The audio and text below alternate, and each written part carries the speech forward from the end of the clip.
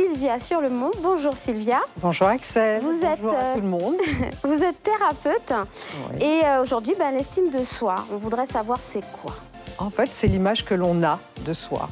C'est comment on se voit, comment on se sent, comment on se perçoit dans le monde et comment on se perçoit dans le regard des autres, mais d'abord dans son propre regard. L'estime de soi, pour moi, c'est d'abord l'amour.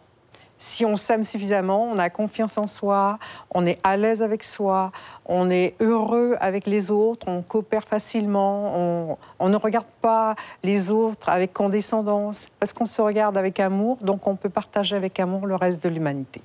Donc c'est qui je suis et, Voilà.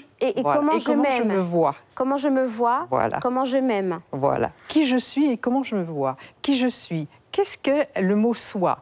L'estime de soi. Le mot estime veut dire bienveillance, regard amical, le regard de soi, enfin le regard que je porte sur moi, le regard des autres. Mais l'estime de soi, soi.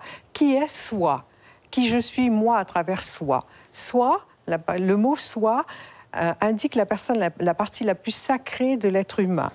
Le soi, c'est la partie sacrée de l'être humain. C'est moi, vraiment, tel que je suis.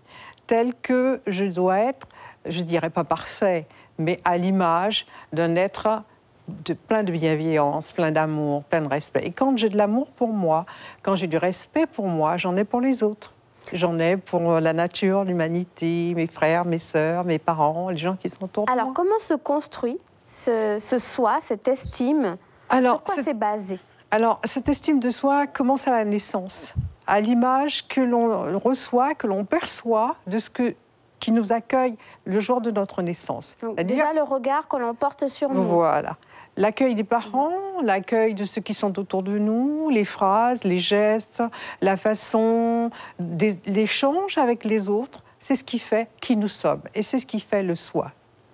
Si vous avez entendu toute votre vie, tu es beau, je t'aime, mon enfant, tu vas pouvoir réussir ça, je t'accompagne, je t'encourage, vous allez pouvoir avoir une estime de vous extrêmement importante qui va vous permettre de grandir sereinement.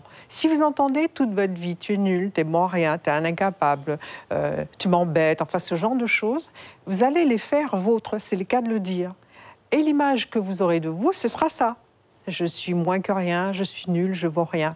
Et forcément, dès que vous serez confronté à un événement dans la vie, vous allez dire « Ah, mais je ne suis pas capable, je ne peux pas, on ne m'aime pas. » Donc voilà. C'est important dans la construction de cultiver l'amour que l'on a pour soi. Voilà, c'est extrêmement important dans l'amour, enfin de le respect, dans l'image que l'on peut avoir de soi. Si cette image est négative, elle va se refléter autour de nous. C'est comme si vous avez déjà jeté un petit caillou dans l'eau pour faire des ronds. Et l'image de soi, c'est ça. Quand vous êtes bien avec vous, ce que vous dégagez autour de vous, ce que vous reflétez autour de vous, les gens le perçoivent. Ils n'ont pas besoin de savoir que vous êtes bien ou pas bien, si vous êtes beau ou pas beau, c'est que vous dégagez quelque chose. Quand vous n'êtes pas bien avec vous-même, il y a aussi quelque chose qui se dégage, mais qui n'est pas dans le positif.